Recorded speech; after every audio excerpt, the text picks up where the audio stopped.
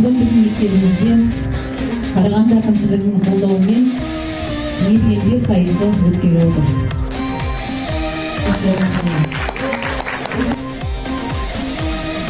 Өзгелерден дара туған, өр намыстан жаратылған. Баласының батырлығы ханның бойға таратылған. Алатаудай алашымның, Қаратаудай баласымын.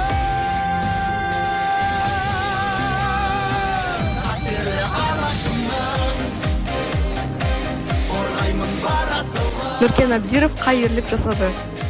Нуркен Абдиров – это летчик, который во время Великой Отечественной войны сбил 12 танков, 28 бронемашин живой силой, также множество повозок с боеприпасами.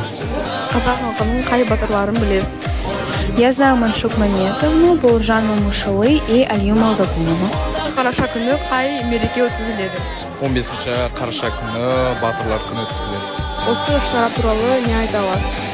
Жалпы енді бүгін 15 қараша батырлар күніне орай арнайы шара өтіп отыр. Бұл күн жалпы қазақтың сүбесін айту күндерінің бірі. Ол Мәлік Абдуллин 1915 жылы 15 қарашада Мәлік Абдуллин Ұлы Отан соғысының батыры дүниеге келген.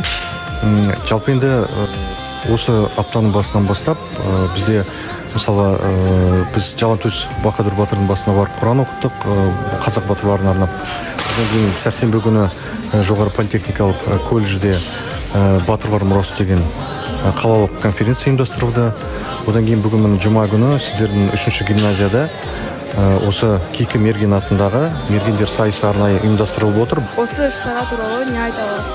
Енді бұл іс-шарамыз 15 қараша күні батырлар күні деп атап атамыз. Бұл былтырдан бастап жоспарға енгізілген. Каждый мектептерде осындай шара өткізу. Жоспарымыз міне болып отыр деп мен айтамын. Бүгін 3-ші гимназияда осы шара өтіп жатыр. Мынау мерген жарысы. Мынау өзіміздің балалар, оқушылар арасында. Бұларға енді сәттілік тілеймін. Жақсы дәстүрде жақсылап өткізуге. Үшінші орынға ие болған Мұратбекұлы Жандәулет.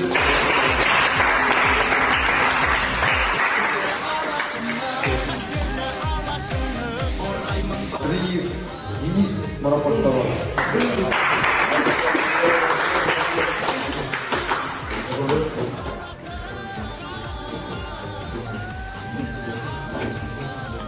Уже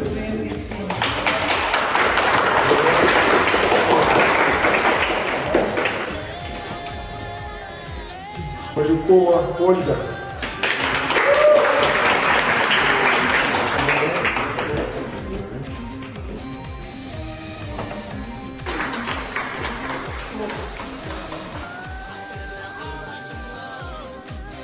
Марабетова Малика.